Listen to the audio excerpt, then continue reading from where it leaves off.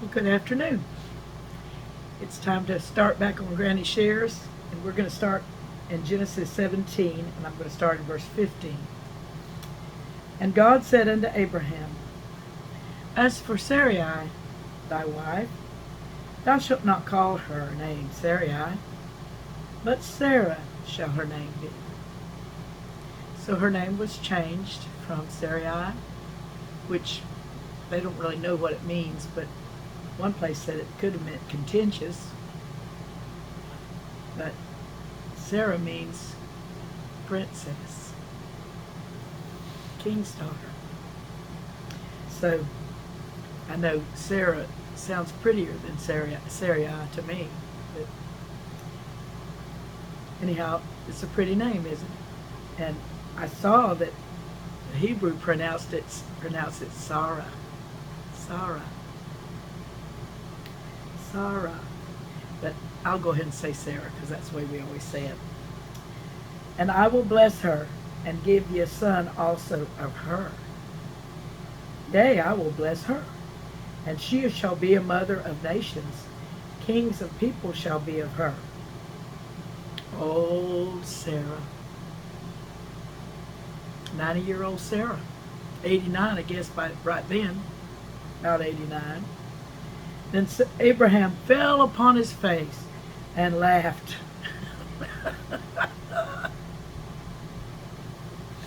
And said in his heart, Shall a child be born unto him that is 100 years old?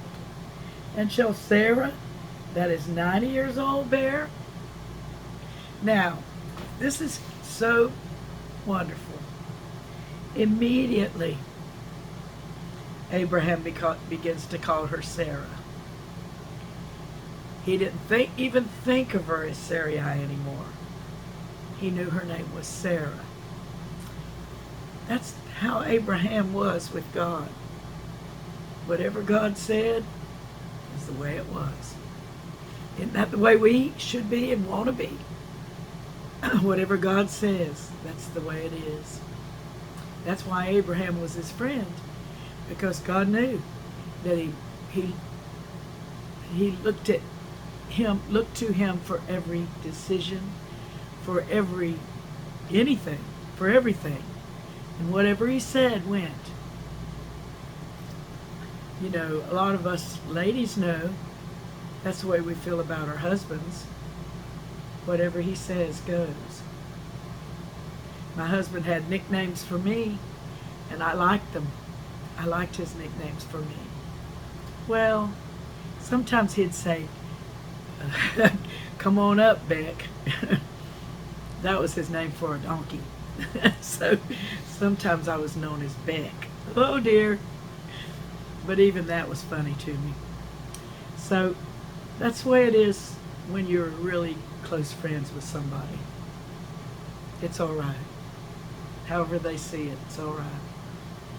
And to be real close friends with God, Abraham, he knew his name was Abraham now, and he knew Sarai's name was Sarah. I was thinking about name changing. You know, there's a lot of name changing in the Bible. You remember Simon went to meet Jesus, and he called him Cephas, which is a rock or a stone.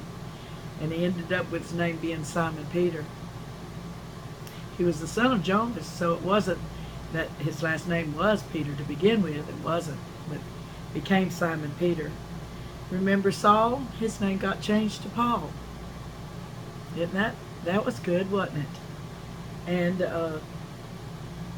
Abram and Sarai, it was like they were born again. Like they started all over. God gave them a new name, Abraham and Sarah. And you know, God gave me a new name. When I got saved, I used to be just Linda, and now I'm Sister Linda. And then when I had grandchildren, I became Granny, and now on this, I'm Granny. So sometimes you get new names. All of us women know that when we marry a man, our last name changes. And we think it's wonderful.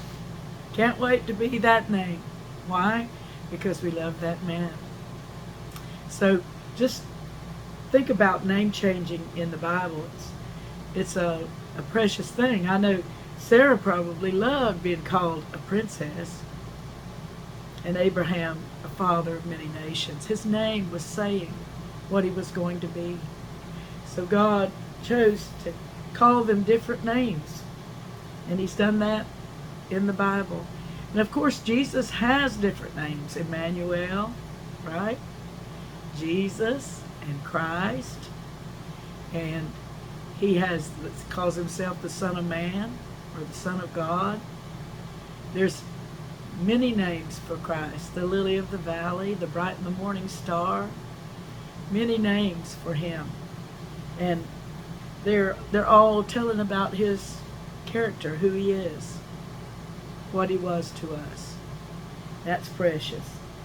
But Abraham laughed at the thought of Sarah having a baby, way past the age of having a baby.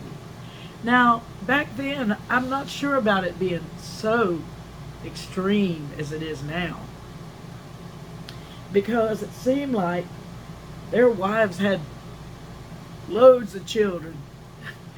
You know, the Lord said he was going to multiply their conception, and I believe he did. They had many children, but they had them in sorrow. That's what he said to Eve. So Sarah had never had one child, and she's 90 years old. And shall Sarah, that is 90 years old, bear? And Abraham said unto God, oh, that Ishmael might live before thee. So he had Ishmael, and he was 14 years old, from 86 to 99, 13 years old. And so he was looking out for Ishmael because that's the only child he knew. He didn't know the new one. And so he loved this boy. And God said, Sarah thy wife shall bear thee a son indeed, and thou shalt call his name Isaac. It means laughter. And I will establish my covenant with him for an everlasting covenant, and with his seed after him. And as for Ishmael, I have heard thee. Behold, I have blessed him, and will make him fruitful, and will multiply him exceedingly. 12 princes shall he beget, and I will make him a great nation. So we know the sons of Ishmael are probably a lot of the Arabs in the Middle East now. They claim Ishmael. In fact, they believe that Ishmael was the promised son. And when they circumcise their boys, they circumcise them when they're 13. They circumcise them after they're bigger. But the baby boys in the Jews are circumcised. And as for Ishmael, I have heard thee. Behold, I have blessed him, and will make him fruitful, and will multiply him exceedingly. 12 princes shall he beget, and I will make him a great nation. Now that's what I believe. I believe that they are circumcised then, and the babies like Isaac, or the baby boys, are circumcised after they're born. But if you remember when we read in Luke, is it Luke, when they brought Jesus into the temple? Let's look there. Well, that kind of will prove what we're saying.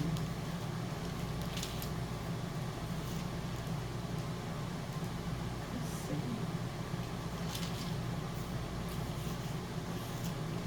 Yes, it says, when 8 days were accomplished for the circumcising of the child, his name was called Jesus. So they circumcised the Jewish babies 8 days after he was born, for the circumcising of the child. So that's what we know about that. And it's different in Ishmael, because he was already 13 when all this happened. But my covenant, I'm going to bless Ishmael, is what God said. But my covenant will I establish with Isaac, which Sarah shall bear unto thee at this set time in the next year. So God was saying it. It's going to be next year at this set time. You're going to have that son, Isaac. And his name's going to be Laughter. And he left off talking with him, and God went up from Abraham. So, was God right there in front of him? It says he appeared to Abram, changed his name, changed Sarah's name, said she's going to bring forth a little boy named Isaac. Abraham laughed. That's where he got his name. So then in verse 23, it says, and Abraham took Ishmael his son, and all that were born in his house, and all that were bought with his money, every male among the men of Abraham's house, and circumcised the flesh of their foreskin in the selfsame day, as God had said unto him. And Abraham was 90 years old and 9 when he was circumcised in the flesh of his foreskin, and Ishmael his son was 13 years old when he was circumcised in the flesh of his foreskin. In the same day was Abraham circumcised, and Ishmael his son. And all the men of his house, born in the house, and bought with money of the stranger, were circumcised with him. Now, to talk about being circumcised, since I'm trying to share what I know, and their male member, their male part, that extra skin was cut so that it didn't cover it. And that was what circumcision was and is. And it was a very personal thing for God to ask them to do for a covenant. But Abraham did not say, no, I can't do that. No, he didn't. And he required all of his house to do it.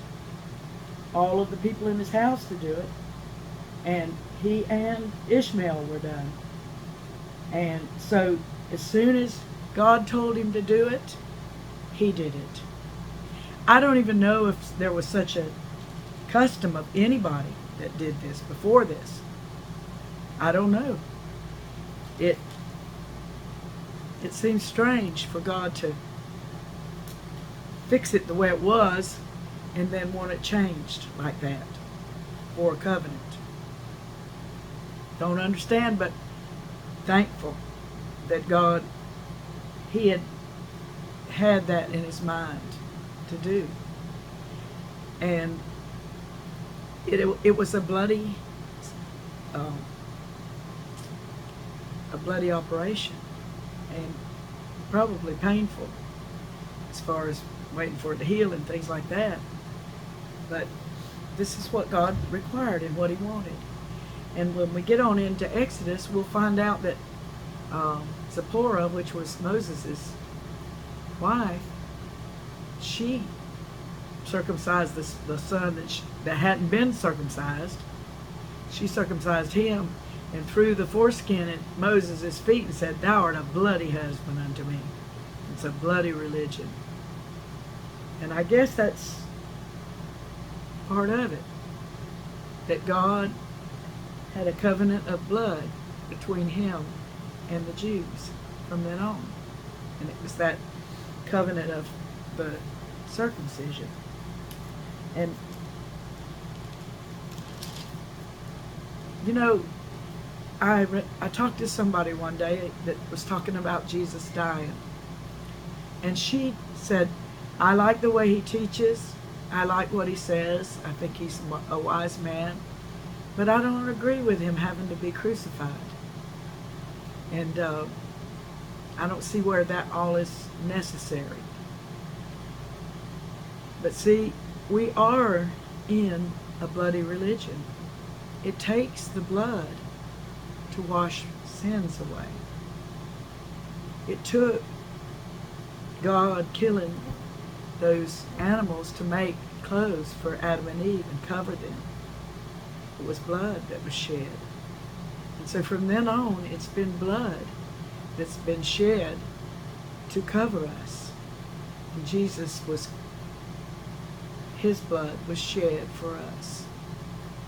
And it is a bloody religion. I mean,